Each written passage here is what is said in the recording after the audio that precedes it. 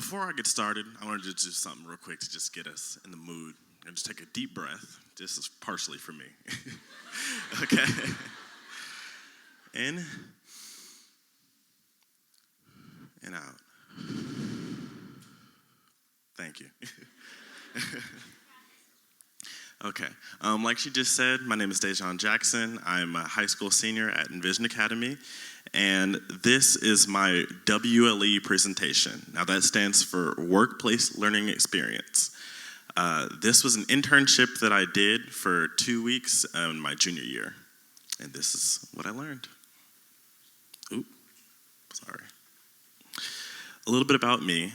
I love to play soccer, video games. I love watching movies, listening to music, and I have a deep passion for knowledge. That's something that I learned pretty early on.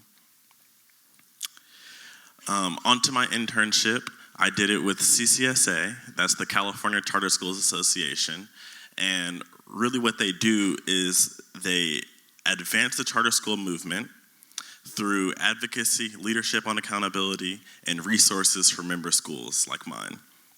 And CCSA is really a trusted source of data and information on charter schools.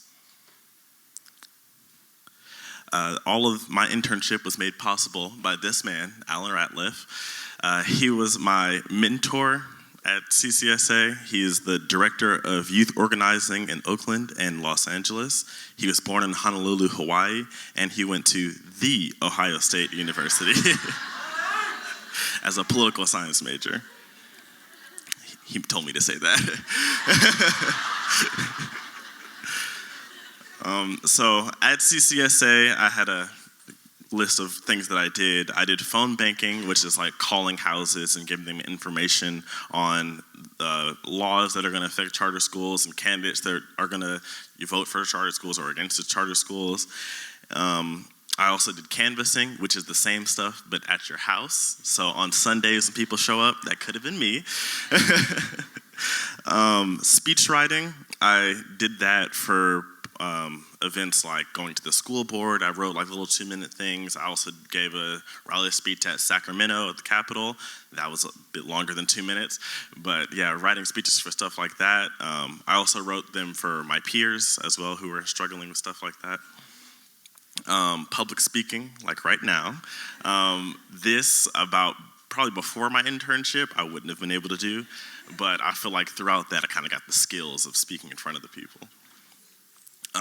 Research, that's something that I did a lot of when I was giving not presentations, but I was giving speeches and stuff and talking about like who you should support. I really had to have the knowledge about what it was, because you can't really go talk about like, oh, this one guy supports this thing, but if you don't know what else he does, then you can't really just tell someone to back him. So I had to really know what I was talking about when I was giving recommendations to people. It's a lot of research. Here, I'm going to be talking about my leadership skills, what I learned, and the big picture of my internship. There we go. At our school, we have these things called leadership skills and stuff, and so the two that I use are communicating powerfully and thinking critically. I use communicating powerfully when I emailed to other departments, coordinated with organizers, and spoke at events. A lot of people, when they talk about communicating powerfully, they just talk about like this, like speaking in front of people, but a really big part of that is your writing. I had to send lots of emails to people because you really just won't get a lot of meeting with politicians. And to just be able to convey your full thoughts through your written word, that's a really strong skill. And it's going to take people a lot of places. And that's something I really learned throughout my internship. Thinking critically was the second skill that I use a lot. I used thinking critically when I revised my big project. And it was because during my research and communication with this woman who's a part of the OUSC school board, I found out that the project I was trying to do, which was to get a charter school student onto the council or to the school board, there was a clause in the way of me doing that, so I had to really shift my entire project to addressing the clause as opposed to getting them on there.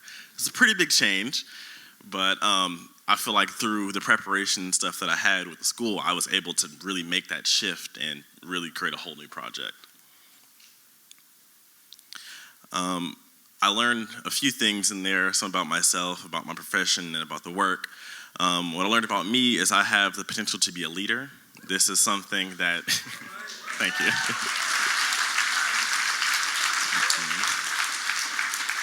This is something that really changed from my 10th and 11th grade years. I kind of had this problem of like helping people get to where I want them to be, or like helping them get further.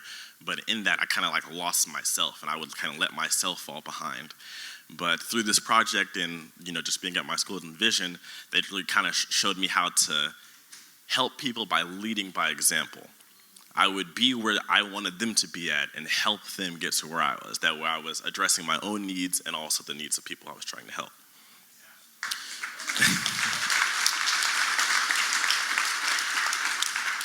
I also learned that busy environments and schedules suit me.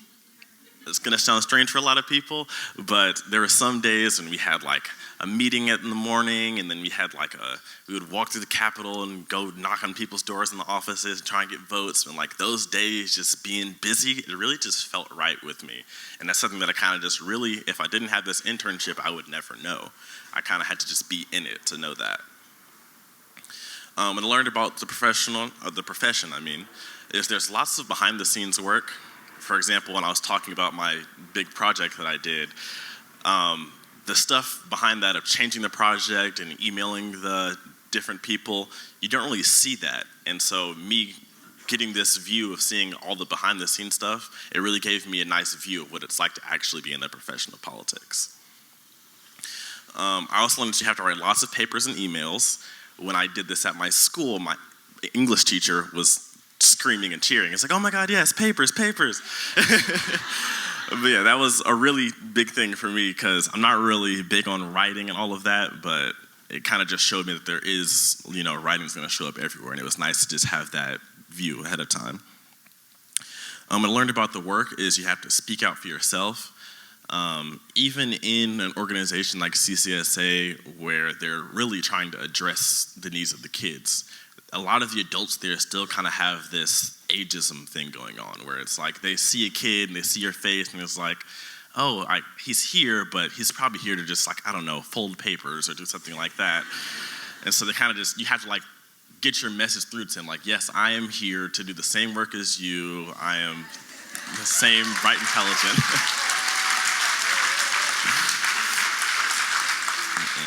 And so that was something that I really just had to just do and be in it. I also learned that you have to be flexible. Oh my God, I'm gonna tell you, there was one day where we spent 3 hours preparing for the school board meeting, and about an hour before the actual meeting, they sent out an email saying that they changed the entire agenda and they won't even be covering the topic we prepared for 3 hours. So stuff like that's really just gonna happen all the time. You're gonna be so prepared to work on a campaign, and then the person you're working for will just change their whole agenda and they don't support you anymore, and it's so much stuff you gotta just keep up with. You gotta be flexible.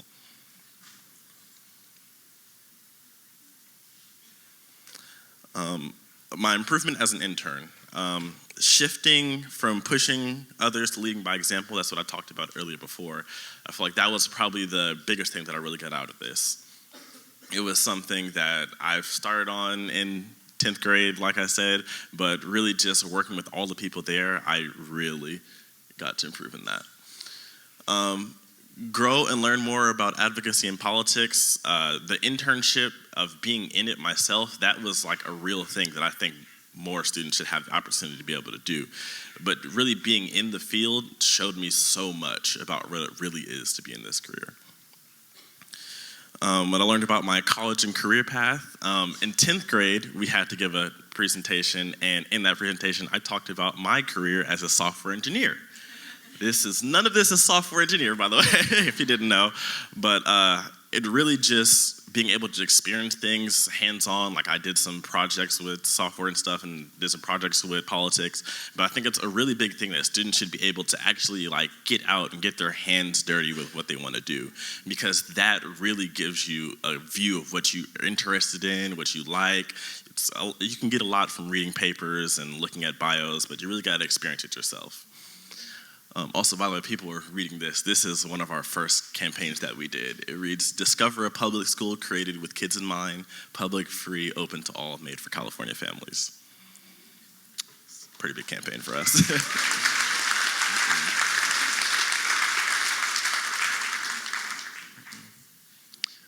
These are some images from my work there at CCSA.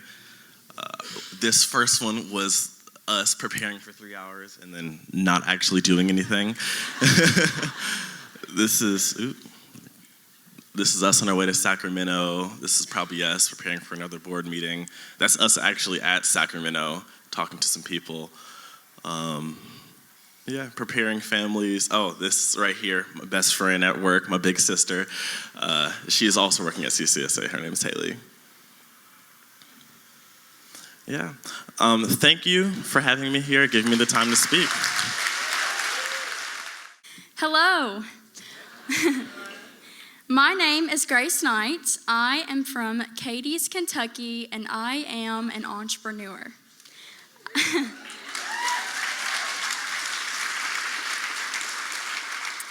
I'm a senior at Trick County High School, which is the only school in my little town of 15,000 people. I am an active member in my church and love doing missions work, which is my passion outside of entrepreneurship. This summer, I plan on returning to Honduras for the second time and to Jamaica for the first time. These are some pictures from my trip to Honduras, the kiddos. I'm also a sister to Brooke, Briley, and Austin. While in school, I have been active in several organizations such as DECA, where I served as the Kentucky DECA State President. I am also involved with Beta, FCA, Interact, and serve as the student representative on my school council. The specific experiences I've had in my business and engineering classes as a young entrepreneur have allowed me to hone in on these 5 main competency areas, including self-directed learner, critical thinker, mastery learner, collaborator, and communicator. I would like to take you back about 4 years in my life to explain how this product I helped engineer represents the student and critical thinker that I am today and my future as an entrepreneur. The year is 2015, and I am just a freshman. Even then, I was a very ambitious and driven student, so I automatically put myself in various classes, clubs, and organizations to put myself on an advanced path. Knowing that I wanted to go into business, I signed up for the principal business courses and joined the business and marketing organization at my school, DECA. My friends at the time did not share the same mindset as me.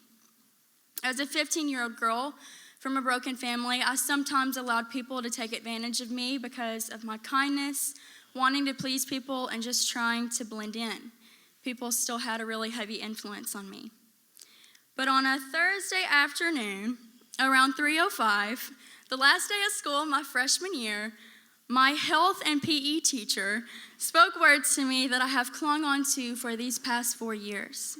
He said, "Grace, you are different. That is okay.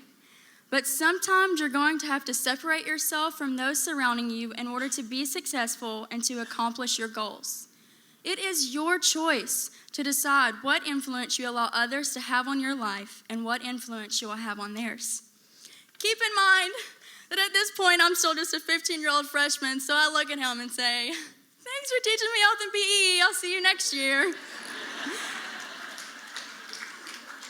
Sophomore year, I was asked to enter my first entrepreneurship competition. I have always known that I wanted to be an entrepreneur. Starting from a young age, I have always had the "I hate it when" mindset. This mindset is one of the fundamentals for me as an entrepreneur, and the courses and programs I have been in while in high school have only amplified that critical thinking mindset. So I recognized the problem by thinking, I hate it when X scenario happens and then I'm trying to solve the problem. So I hate it when I have to take the time to screw in a light bulb. Okay, Grace, then create a magnetic light bulb. I hate it when my phone dies and I can't charge it. Okay, Grace, then create something that never dies and can charge your phone. I hate it when people die because emergency responders can't get to them fast enough.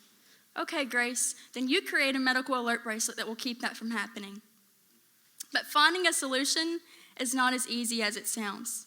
Finding a solution is only the beginning of the massive process of trial and error. As an entrepreneur and engineer, I have tried something one way, then reflected on it, and then made it better. The cycle is continually repeated. This product, SYL, was developed from a problem that I identified in everyday life. People's cell phones die. While at conferences I serve at, I'm running around everywhere and never have a chance to charge my phone. Then I identified a second problem. Portable chargers die. Automatically, I knew that if I wanted to solve this problem, I was going to have to make myself or the user of my product the secure charging location. Okay, so Grace, how in the world do we produce a charge? What is something we're constantly doing? And then I realized it's movement. Recognizing this started the hundreds of hours of research I would do. So if you want to know what my Saturday nights looked like, it was me, the internet, and a whole lot of books. Fun. Main research included figuring out what is already currently on the market, so what would my competitors look like, and what energy can be used to generate a charge.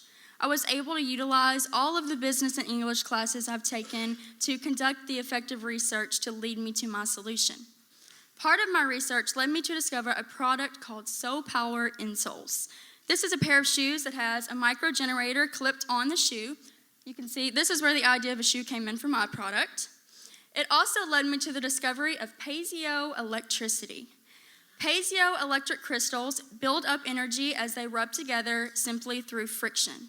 I'll use a keyboard to give you an example of this. As you hit the keys on the keyboard, the piezo inside of it transfers the energy onto the screen. I analyzed this technology to figure out how I could incorporate it into a shoe. I began working with my business and engineering teachers so much that they probably got a little tired of me. But I had to do lots of modeling, prototyping, and testing to get my product to the result that I have today. I also worked with one of my friends and engineering partner, Kate Blight, to help me with the development of the technology. Here is some of the technology that I was working with. You can see piezo pads, wires, a 9-volt battery, and a USB port. Then I used that technology to create my first prototype. The technology inside of the shoe is merely just embedded into it. There's no USB port on this side yet because I just wanted to see what the incorporation of that technology into a shoe would look like. So I had to take this and analyze it to get me to the final prototype that I have today, which is a working model. This product uses the technology on a larger scale to recreate a charge by walking on piezos that are wired and charging a battery that is connected to a USB port, all within the sole of the shoe.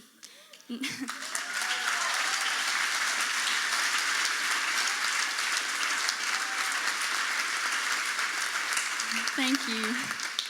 Now, simply by moving, energy is created and transferred into battery life.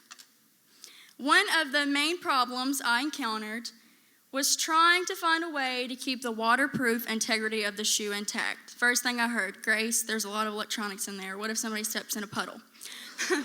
That won't be good.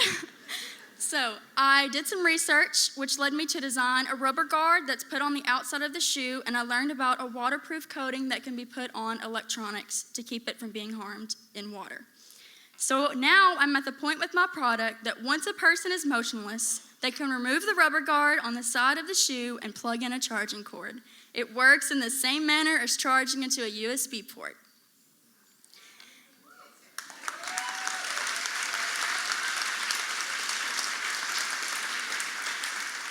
In the process of trial and error, I learned that by using this technique, I was able to develop from my core content knowledge in my business and engineering classes and from research, my product, SYL solved my problem.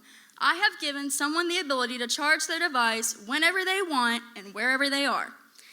It is clear that developing a product involves multiple tests and problem solving to achieve the main goal of having a working model. Things do not always move smoothly, and I'm still in part of the trial and error process with my product. Working with this product has taught me to constantly be able to adapt to change and to continue to think critically to come up with a solution. As an entrepreneur and a student, I take thinking outside of the box to a whole new level because I am creating something that has never been done before. There is no easy Google search to find the right answer. It takes tons of research, the ability to think critically, and the willingness to repeat the designing cycle over and over again, even when I have failed to come up with a solution. I am willing to take risk because I know that even if I fail just one more time, with the right mindset, I can grow so much more.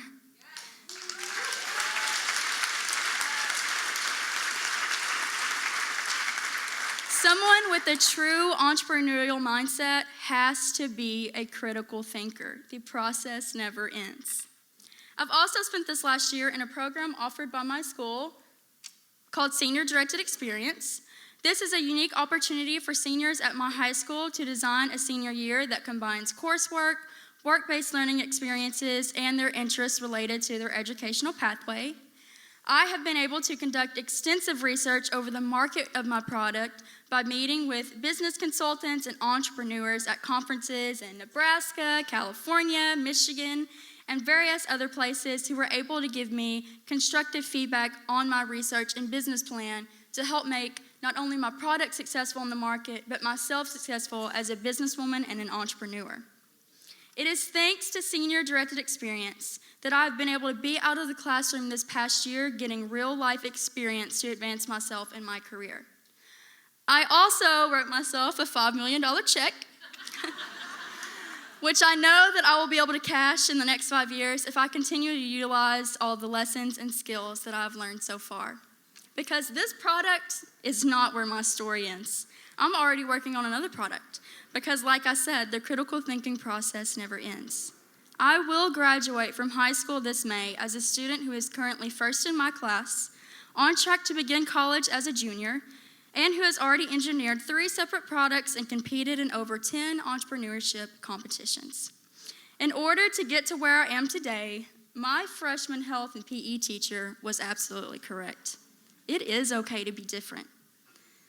Because the skills I've learned in and out of the classroom at Trigg County High School and the work I've spent doing this past year in Senior Directed Experience has helped shape me into the person I am today. Yes, I am an 18-year-old entrepreneur. Yes, I am someone who has learned how to be successful over these past 4 years. Yes, I am different. It is thanks to the difference that in just 35 days, Trigg County High School is going to kick me out of the nest. And I cannot wait to fly. Thank you.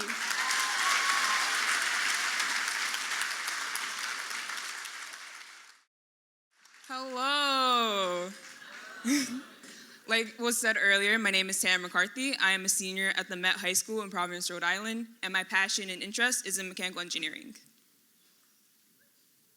So at the Met High School, 2 days out of the school week, from 9th grade until 12th grade, you're going out into your community and you're going through real world learning. So we're able to take internships on 2 days out of the week. A few examples of internships that I have taken up are Down City Design. So my 9th grade year, I signed up for Down City Design. I gave my portfolio and I was accepted into their program. And there I was working on a team with multiple other Met students from 9th grade up until 12th grade. And there I was able to develop so many skills such as fractions and teamwork and my leadership. So starting this internship, I was horrible at fractions. And I had to do so many things like measuring and cutting wood and like finding the direct area for drilling in a certain piece. And here I was just able to work hard and actually understand how to do that and how to work with fractions and everything like that. And since I was working on a team with older classmen and people that were in my age group, I was able to actually communicate with them and understand how to work on a team like that. With Down City Design, I was able to create a great bond with their staff and my team. So till this day, I'm on their advisory board, giving them feedback on how to better their organization, and I'm also going to be a TA for their summer program.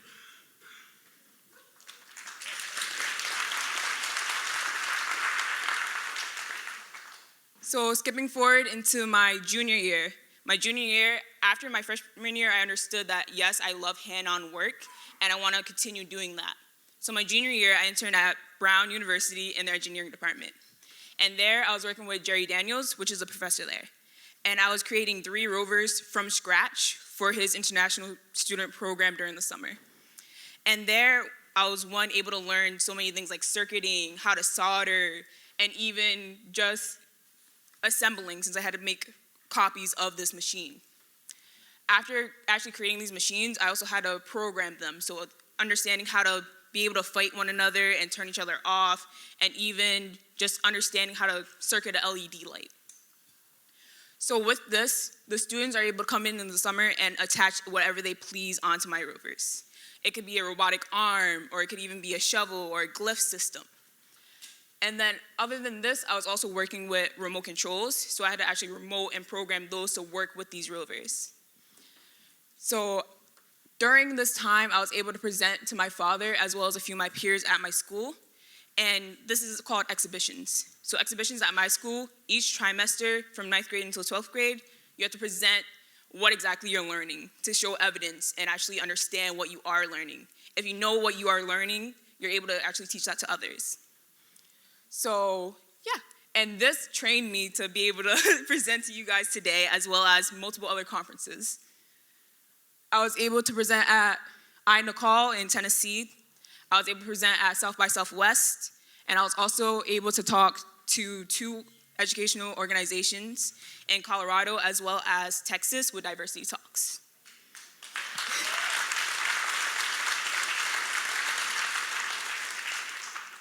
So just having the opportunity to, 1, understand and learn these concepts and be able to also teach them is an amazing experience for me, because it just gave me and opened up so many more opportunities, such as being here today talking to you all.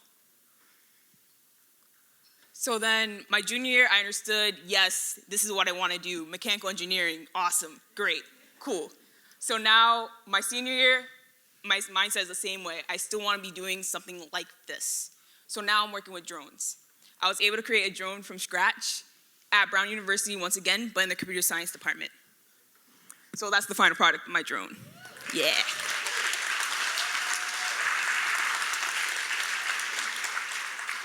All right, so my schedule there.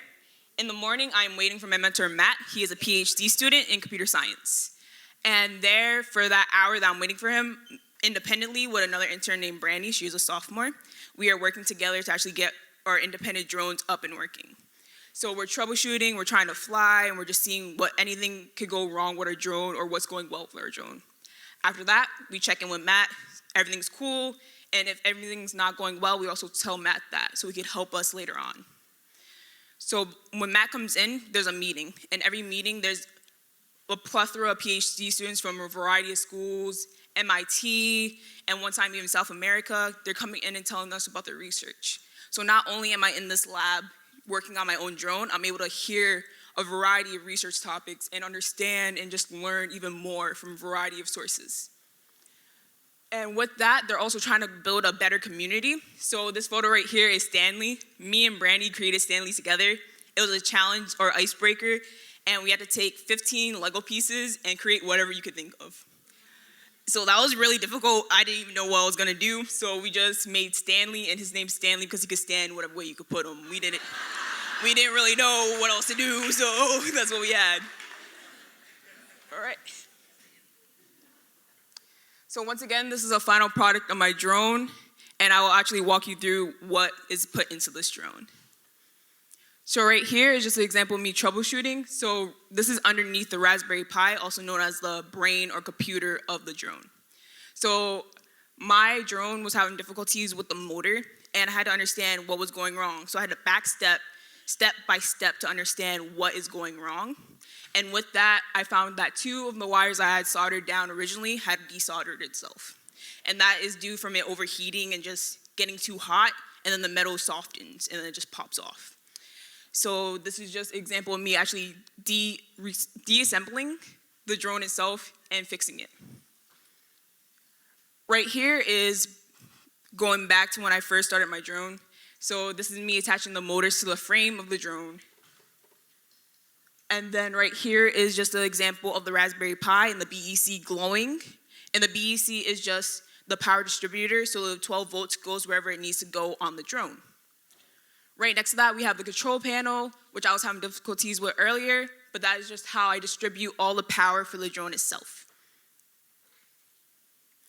And then right here, we have the back of the Pi hat. The Pi hat is what goes on top of the Raspberry Pi, and that's just an example of me soldering. So soldering is when you take a very hot metal iron and you melt a softer metal called solder. And with that, you're able to actually make a connection and make this circuit. Right next to that, we have the flight controller with the glowing blue dot. And the flight controller is its literal name, so it controls the flight at which the drone is at and the balance and where it's actually placed in the world. And this is what once was flight for my drone.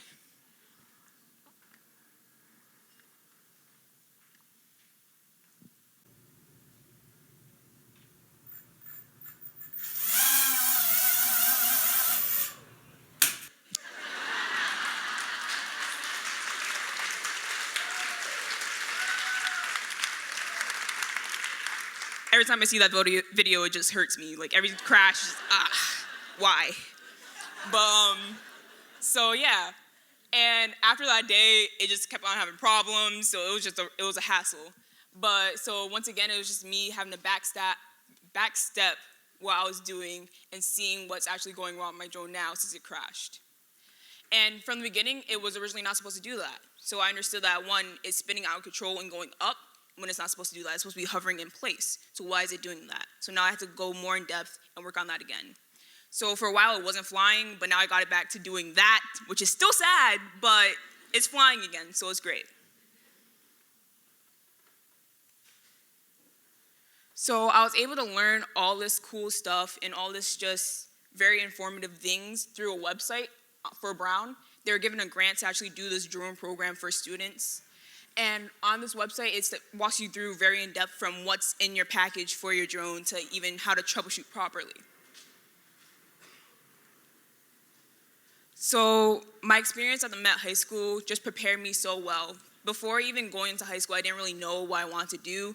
And beforehand, I didn't really care about my education. In middle school, I was a BC student because I wasn't pushed to my potential. And I know I could have done better, but my support wasn't there for me. So after my internships, I know now that I want to be a mechanical engineer, and I applied to multiple colleges. I applied to colleges like URI, University of Rhode Island, RIC, Rhode Island College, Southern New Hampshire University, Tuskegee, and a few more. But my final choice is going to be Southern New Hampshire University because they offered me a full ride to their college.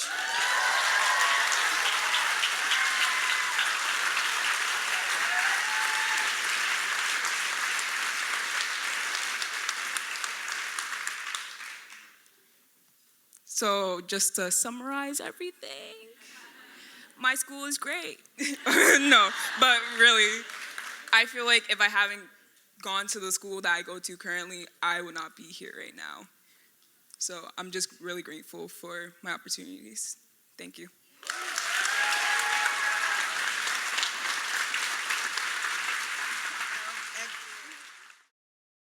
Because while they're coming up, Mari and I are traveling all the time and we're emailing people, but you don't get to, we're removed from the work. You hope that when people are signing up at, your South by, they come to the exhibitor booth and they're like, yeah, they're signing up, but you think they just really want the free swag, so you don't know, and so we just being able to see students live sharing their learning and just reminding me of what we're all trying to do, and it shouldn't just be the exception of students from these incredible organizations.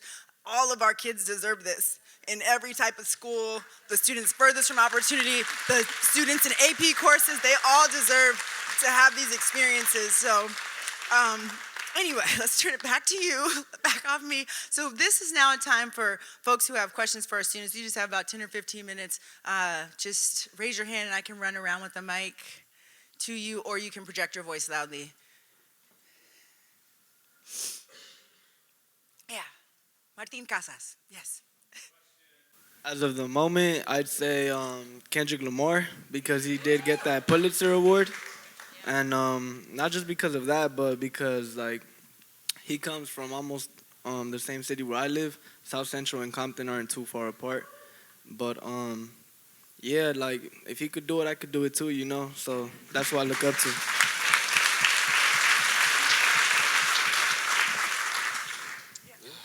Oh, copyright? I think It just depends on the song.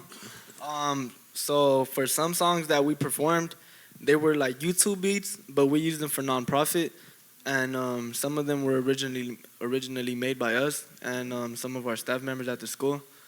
And the beats that we use for nonprofit, we just make sure to give credit to the producer at all times.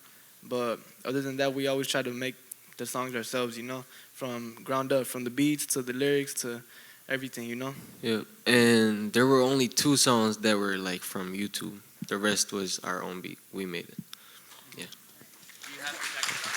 What was that? So do you have a formal protection? Like you hold a copyright, you file a copyright? I think we're working on it right now. Yeah. We're like in the process of doing it. Yep. Because people are like asking for the songs and they want to use it and stuff, so we're dealing with it right now. Metacognition.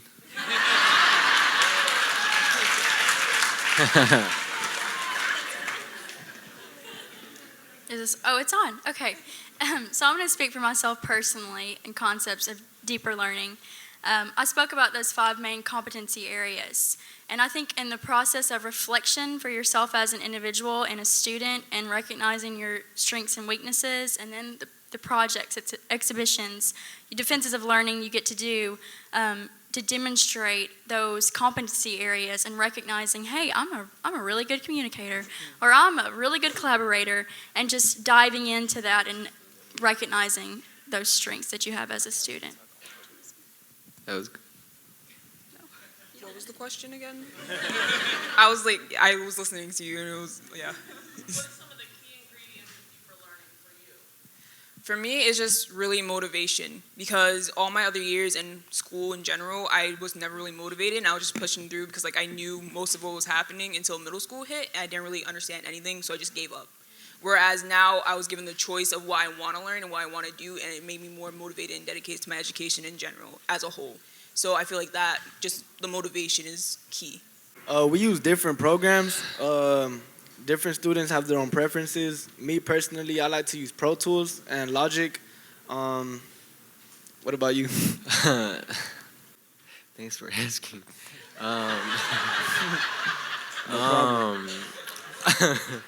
I like to use Pro Tools too, but that's mainly vocals though, because it's better to use Pro Tools for vocals. It's like a professional thing, but Logic is really good for beats, and it's really good for starters, which I started with. So I use Logic for beats.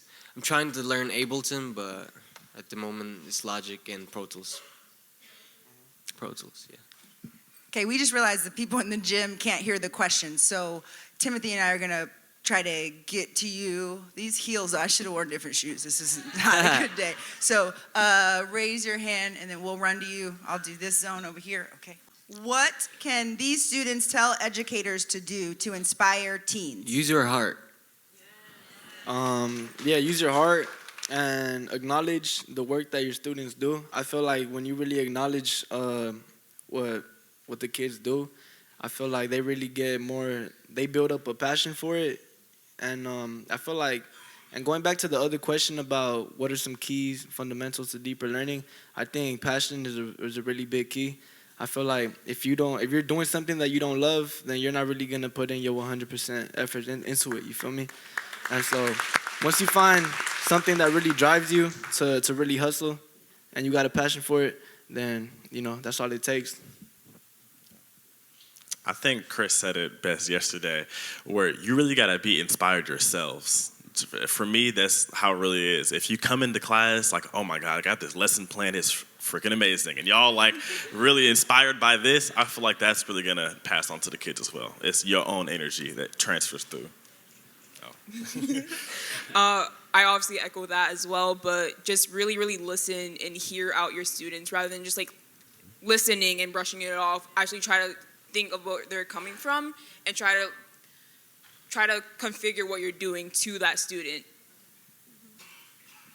So I agree that it starts with the teachers being inspired and just caring about your kids, because when you care, then you need to know what your kids' passion is, and every single one of them, not just like the top 3 students in the class.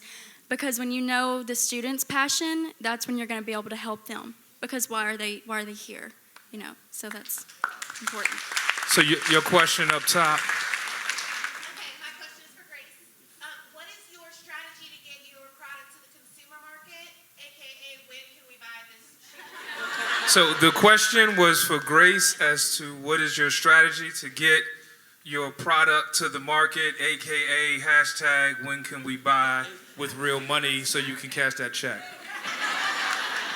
So once it's on the market, I expect all of you to buy a pair. I'm kidding. So step 1's a patent, first of all, because it's really sketchy for me to even talk about it in general. I don't have a full patent yet. That's a secret. I probably shouldn't have told you guys yet. My teacher over there is like, oh my gosh, because she's worked with the patent process, but I trust you guys. It costs a lot of money to steal a product, I'm just saying. So yes, I am in the patent process, going to be, with numerous of my products. And then from there, it's a matter of funding, really, because it costs a lot of money, and I'm trying to do it myself. I want to be my own investor. People ask me all the time, you should go on Shark Tank. And I'm like, I will be on Shark Tank if I'm a judge, because I want to invest in myself. Whoa.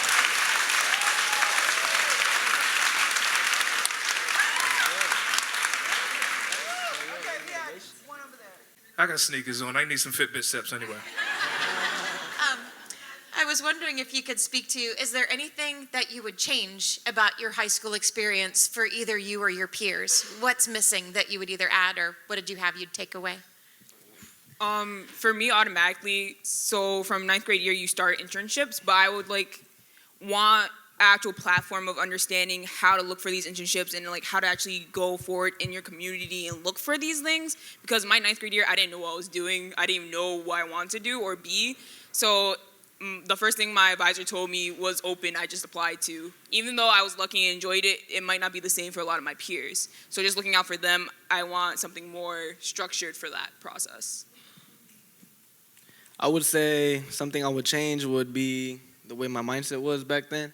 I used to be very hesitant about really making music my full-time career, but it was just last year in August when I heard that there was a new school in Los Angeles called High School for Recording Arts, and where it's about music, it's a credit recovery school, and, I was like, might as well go, because I'm going to make music, I'm going to do what I love, and I'm going to learn, and I'm going to graduate, It's like, it's heaven. But I would say also more students, because we're a pretty small school since it's our first year opening. More students would be better.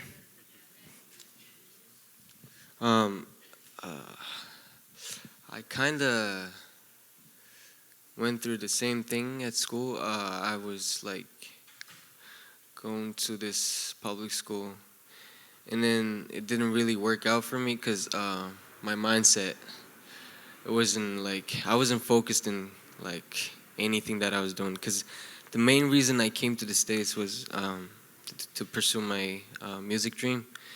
So it was I couldn't focus, and I got distracted even more high school.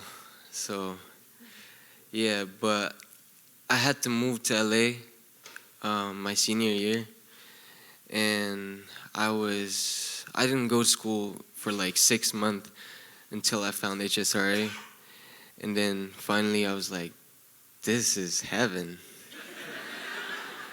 So I went there.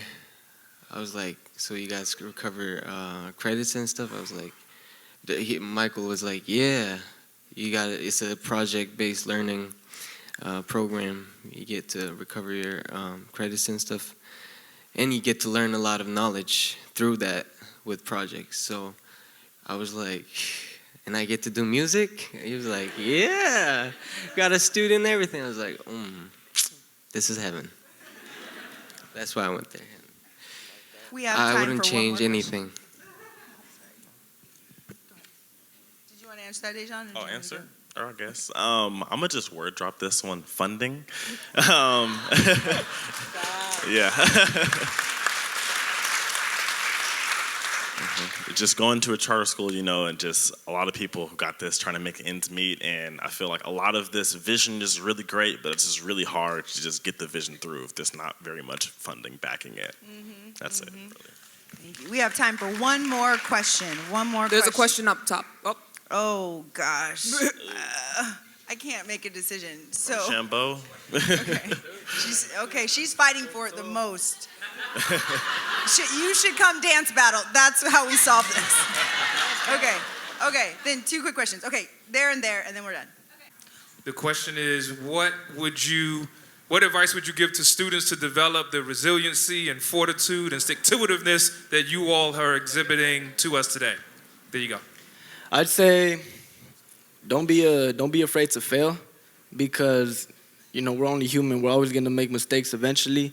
You have to learn from your mistakes, you know, so learn from your mistakes, and to build up that resilience, I would say just be humble, you know. Not everything is going to go your way, but you just still have to lead yourself, and you have to lead yourself out that dark tunnel that you're in, you know, because at times it might feel like it's hard and like it's like impossible to do it, but there's always that little light at the end of the tunnel, you know, and it's not impossible to get there.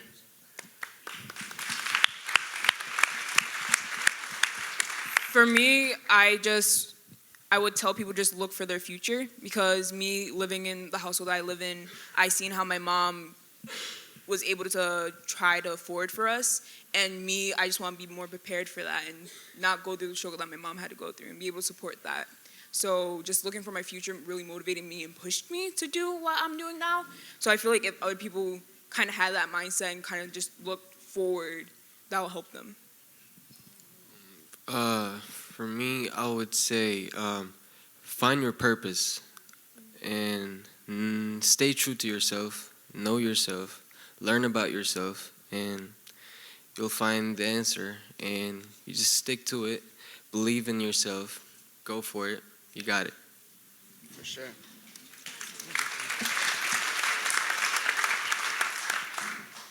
Okay, so for me, I did mention it in my presentation of even if I fail one more time with the right mindset, I can grow so much more.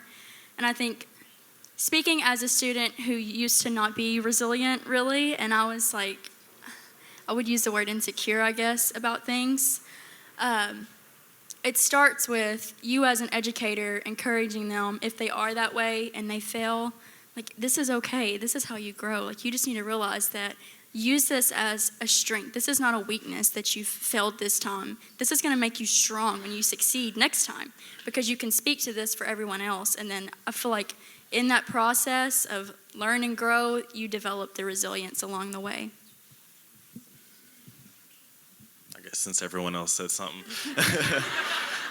What he was kind of talking about with being okay with failure, I think a lot of times you got to just think about how bad could it actually be? Will I die if I get up on stage and talk in front of these people? Probably not. And so really when you get okay with going to the worst case, maybe I get up here and choke. It's not going to kill me. But when you get okay with putting yourself in those positions, you'll go really far. All right, take risks. Last one is on you. Last one. No pressure.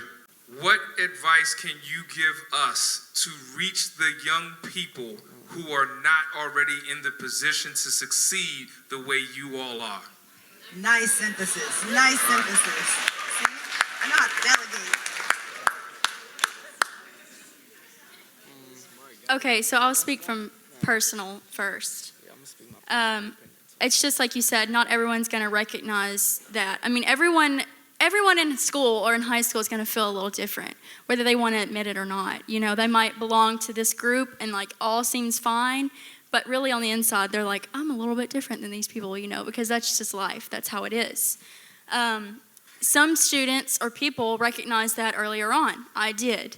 And a lot of that had to do with personal things too, not just like a school aspect of things. But I think for me personally, it was more of a look in the mirror process of this group that I had been thrown in with, I would say, and like what the representation of that was to who am I truly as an individual? What is my mission? What is like my purpose? For the kids who don't recognize that as early, I would say it all goes back to passion. Every time I'm asked a question like this, I always give the same answer because I think it starts with you identifying the kids, what do they want to do in life? You know, what is your love? What do you want? No matter what it is. I have a political science professor who says she was disappointed in her kid because he wanted to be a mascot. And now she's the proudest mom in the world because he's a mascot for like an NFL team or something crazy. So no matter what their passion is, just support them in that. And I think that's what's going to make the biggest difference because my freshman health and PE teacher probably had no idea. I've talked to him since, you know, putting all this together. And he was like, Grace, that's just amazing. And I'm like, it matters what you tell them because they're going to hang on to it. And it makes the biggest difference in the world. So for me, I would say just as Grace said earlier, everyone is different. So find that difference, highlight that difference, but also try to make those connections. Because my peers and my advisory, we all have different internships. So one of my closer friends, her name is Destiny, she does oceanography and she's into ocean engineering. I like engineering. I don't know what ocean engineering is. It's like a whole different thing to me. It's a whole different world. And through that, even though I may not be interested in that, I'm able to learn from her and understand what all these other options are out there. And I feel like if we take those differences and highlight those and take even the smallest connection, you're still able to have a learning experience through that. I really want to speak to what they both were saying. I think it's about, because everyone is already different. That's the thing. It's not like we are bigger or different or anything else from all the other students. Everyone all has their individual potentials and stuff like that. But I think what you really need to do is provide the space for people to feel okay with being different. And that's what it is. I feel like a lot of us, we probably have been through some things and we at the point where it's like, we don't really care how people feel about us being different, but not everyone has had to go through that. So I think what you really need to do is provide the positive spaces for people to feel okay with being different with everyone else. I just want to say one more thing. Just one more thing real quick, based off of what they said. Another huge aspect of it is making sure that those kids know that the difference is not a bad thing, because that's where I struggled. My teachers over here would say the same thing. Freshman year was one of the hardest times in my life.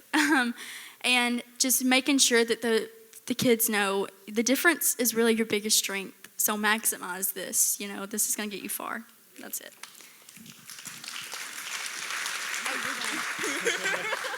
Yeah, I'd say just, like I said, just acknowledge them and support them to the fullest because, like going back to what they said, everybody's different in their own way, but everybody for sure loves something and they want to do something with their life, like it's crossed our minds at least once. What do we want to do with our lives? And so I'd say just sit with the kid or with the kids and then talk to them about what makes them them, put yourself into their shoes and think about what would you do if you were them, Think about that. And for them to make a difference, they're going to have to get out of their comfort zone, Just coming over here was actually stepping out of my comfort zone for myself. To be honest, I was like, man, there's a lot of people here. And man, but it was cool, and... We're going to buy your record, though. Oh, man, thank you. Appreciate it. But like I said, just acknowledge them and love them to the fullest and let them know that getting out of your comfort zone isn't so bad, because it gets you somewhere at the end of the day. See, based on what you guys said, students and teacher is like a business relationship, to be honest. Like, if teacher and students had like a relationship, built like a strong relationship outside of class, or like just not outside of class, like free, like whenever you're free, like talk to the kid, maybe build a relationship, then they'll come out and say their differences or like their help, like they need help in this or that. If you build a relationship, then you'll find a problem. And then you can help, Give another round of applause for them.